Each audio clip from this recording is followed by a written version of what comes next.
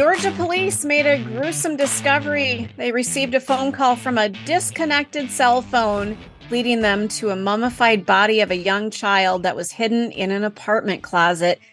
The big question is, was it a call from the dead? I don't know. It's like, Carol, what is this? Carol's here. It's Stacy Cole and Carol Hughes. Carol, you're big on the ghost story side of things. That's what I do. I talk about paranormal stuff all day, and then I throw in some true crime. But when you sent me this story, I'm like, is this a true crime story or is this a paranormal story? Is it a little bit of both? I have so many questions about this one. It might be. We'll dive in. The caller had mentioned a deceased 8 to 10-year-old girl, but investigators found a much younger child, about 2 to 4 years old. The distressing revelation unfolded in Georgia when law enforcement received a call from a disconnected cellular phone, which led them to a grim discovery. The call stated that a lifeless body of an 8 to 10-year-old child was concealed in an apartment closet at the Hidden Valley Apartments in Decatur. Upon investigation, police found a mummified body of a much younger child that was estimated to be around 2 to 4 years old. Homicide detectives took charge of the case. Updates are pending as the department awaits the report from the medical examiner. An unidentified neighbor who made this discovery described the site as resembling a real mummy, identifying the deceased child's age through clothing and hair. Recounting the incident, the neighbor disclosed finding the apartment door wide open, an unsettling stench, and a dark interior with furniture undisturbed, but items scattered on the countertops, hinting at a rather hasty departure. The neighbor investigated further, noticing an open door leading to the shocking sight of a human arm protruding from the closet. The gravity of the situation took a moment to sink in, with the neighbor realizing it's a dead child. Community members expressed their shock and dismay. A neighbor expressed her sorrow, calling it an atrocity and lamenting that on the state of humanity. She recalled a woman living in the apartment, but had never witnessed a child ever being present. Another neighbor highlighted the child's absence from daily life, indicating that the child did not attend school and rarely ventured outside the apartment. So what happened? I have so many questions about this. So let's start with the first question. The disconnected cell phone, which when I read that, I'm like, okay, that kind of implies like it's a call from the dead or something, right? You know what I mean? So I guess somebody called and then had their phone disconnected. I don't know. Now, because of non-payment, or they said, I need to let somebody know about this child, but I don't want to be tracked. Yeah. So that's weird. But then the other weird thing is an unidentified neighbor who made the discovery. So that person made the discovery, the doors open, but they weren't the ones who called it in. So this person didn't call it in? Or did they call it in also? And the cops are like, hey, but we've already got a call about this from a disconnected cell phone. Like, that's weird. So this person didn't call about that. And then they're like, it's gruesome. And I was reading somewhere, I don't know if it was this story or a different one, about the stench, which there would be, a horrific stench. Why was nobody going, it smells really bad? A human body decomposing, I've not smelled, but from what I have heard, it's really horrific. Like, we've all had a dead animal somewhere that you smell, and it's horrific.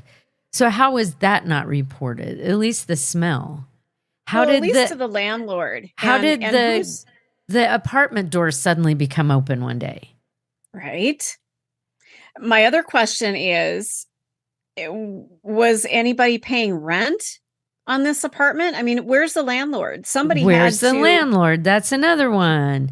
The people who were in the apartment, I know sometimes people just bail, in the middle of the night and you can't track them down, but they had to have had some form of identification.